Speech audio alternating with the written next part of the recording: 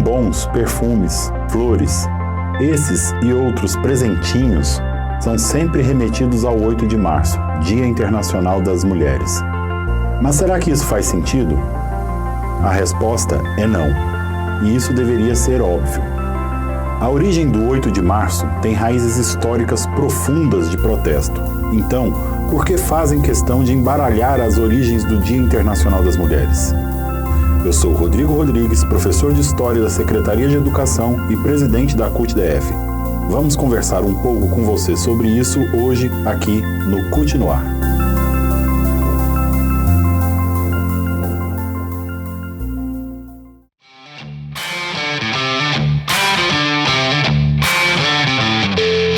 Este é o CUT no Ar, um podcast semanal da CUT-DF.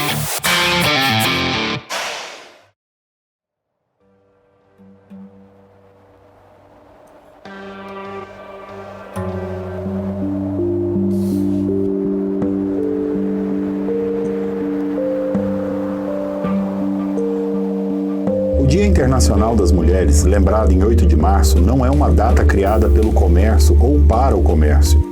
A data nasce da luta de mulheres trabalhadoras socialistas ainda no início do século XX.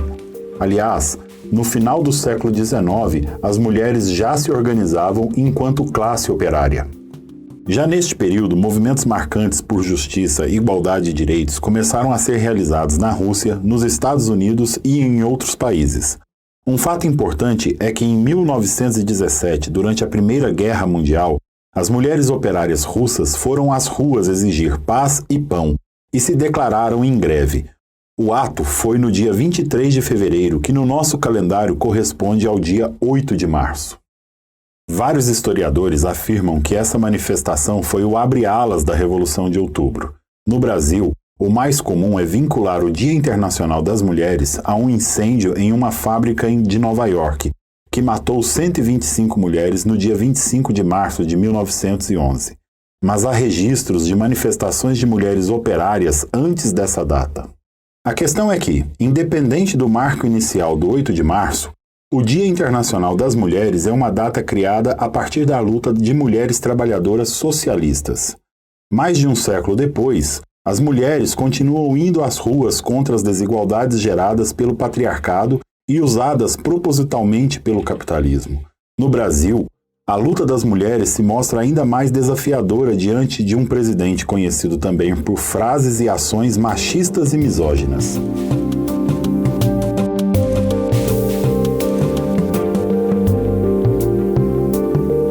E eu já falei demais sobre esse tema, que sim, nós homens temos o dever de compreender. Mas as reivindicações, as estratégias, os desafios, todas as análises devem ser feitas pelas mulheres, sejam elas cis ou trans. Por isso, o nosso CUT no Ar de hoje vem com um formato diferente. Nós vamos fazer um bate-papo. E a nossa convidada para falar sobre o 8 de março e a luta das mulheres é Thaisa Magalhães. Ela é professora da Secretaria de Educação, secretária de Mulheres da CUT-DF e integrante da Marcha Mundial das Mulheres. Vamos agora ouvir esse bate-papo. Thaisa, é um enorme prazer receber você aqui no CUT no Ar. Obrigada, o prazer é meu. Vamos então começar esse bate-papo e já queria começar pedindo que você explicasse qual é o sentido de embaralhar esse 8 de março com homenagens e presentes para as mulheres. O capitalismo é muito esperto no sentido de que ele potencializa diversos tipos de opressão e diversos tipos de lucro retirados do consumo.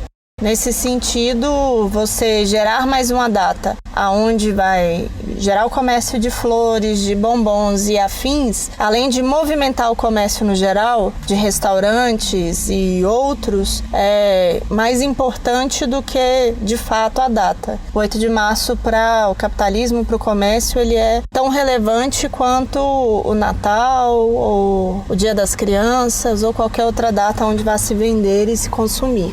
E a gente falou aqui na introdução que o patriarcado é interessante ao capitalismo. Vamos falar um pouco mais sobre isso. O Brasil tem uma base de construção da sua cultura, da sua política, da sua economia, desde a invasão do Brasil, que mistura a exploração para gerar lucro com o machismo e o racismo. Então, a base do patriarcado, da ideia do homem branco, da elite, ser o senhor de todos os outros e todas as outras na sociedade, é bastante antiga. Porém, hoje ela é real quando a gente olha os sistemas de representação, a Câmara dos Deputados e das Deputadas, e o Senado, nos quais mulheres e mulheres negras ou mulheres indígenas não são representadas, embora sejam a maioria da população. A representação continua sendo do senhor, branco de elite. Thaisa, e qual paralelo a gente pode fazer entre a luta das mulheres operárias do início do século XX, finais do século XIX, e as mulheres trabalhadoras de hoje? Isso é uma questão que é muito importante deixar explícita. O feminismo, a luta pela igualdade de gênero, ela não anula ou não diminui a importância da luta de classe, da luta contra a opressão de classe. Em que sentido? No sentido de que as mulheres se organizavam há 100 anos atrás dentro de uma fábrica ou dentro de um pequeno comércio, ou como autônomas, como era no Brasil, as mulheres pobres sempre trabalharam, é fictício essa ideia de que mulheres não trabalham. A organização das mulheres é sempre a mesma, uma organização por uma vida digna, pelo respeito no trabalho, por leis trabalhistas que gerem uma condição de trabalho equitativa. Nesse sentido, a luta das mulheres, quando a gente vê o filme das sufragistas, é parecida com a das mulheres de hoje, de no seu ambiente de trabalho não serem assediadas, de no seu ambiente de trabalho quererem as mesmas condições, mesmos trabalhos e a paridade na ocupação dos cargos de poder que têm melhores salários. E você falou sobre o feminismo. É um conceito que vem à tona toda vez que nós estamos próximos do 8 de março. Vamos falar um pouco mais sobre o conceito, o feminismo. Existem vários tipos, apenas um único conceito? Existem vários tipos de feminismo.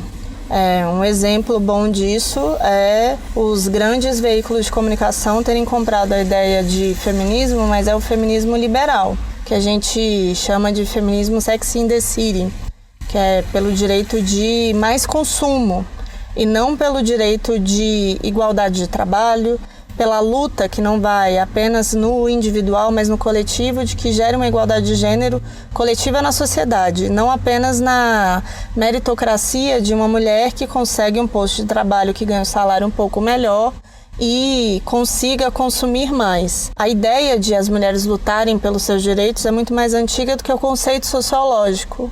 É muito mais antiga do que o próprio conceito de sociologia. Quando a gente fala de feminismo, por exemplo, na academia, a gente normalmente está falando de feminismo no conceito sociológico.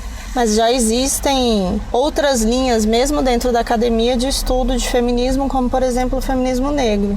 E em todo o Brasil e aqui no DF, as mulheres estão se organizando e se mobilizando para irem às ruas no dia 8 de março. Como é que vai ser essa mobilização aqui no DF? No DF e em diversos outros estados se criou uma tradição nos últimos anos de se organizar junto com o campo progressista de esquerda, o 8 de março unificado, que significa gerar condições de superar divergências, focar nas convergências, dentro de uma pauta não apenas do feminismo ou da luta das mulheres, como, por exemplo, a luta pela igualdade de direitos trabalhistas, mas também de pautas gerais, como foi o ano passado com Lula Livre, como está sendo esse ano em diversos estados o Fora Bolsonaro. Então, na rua, no DF, no domingo, às 8 horas da manhã, concentração no pavilhão do Parque da Cidade, onde vai estar acontecendo o primeiro encontro de mulheres do MST.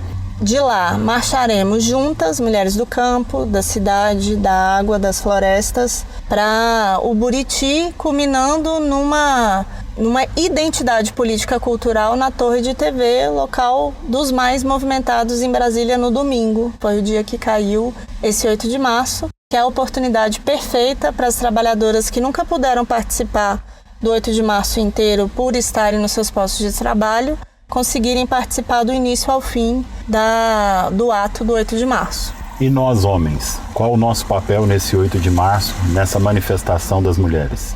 A luta pela superação do machismo não é uma luta das mulheres, é uma luta por transformação da sociedade. Assim como a luta pela superação do racismo, da LGBTfobia e de outras opressões, são necessárias para todas e todos, no sentido de criar uma nova sociedade com uma nova cultura. Então, os homens são muito bem-vindos ao nosso 8 de março, tendo o entendimento de que esse é um dia de protagonismo de luta das mulheres. Muito obrigado, Thaisa, por participar com a gente aqui no CUT no Ar. E dia 8 de março, vamos às ruas por uma sociedade mais justa e igualitária. Eu que agradeço, lutaremos juntas e juntos até que todas sejamos livres.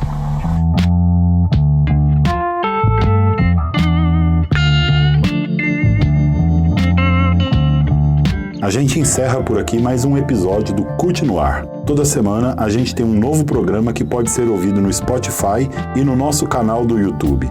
No Spotify, nos procure como CUT no Ar. Já no YouTube, você pode fazer a busca por CUTDF.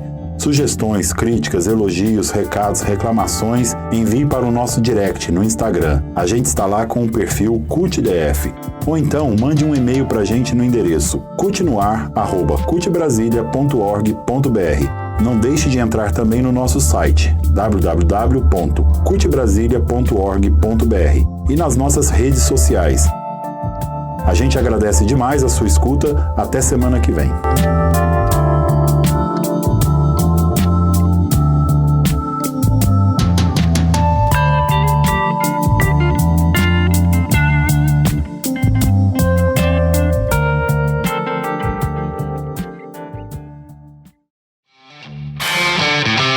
Este foi o CUT no Ar, um podcast semanal da CUTDF. Até o próximo episódio.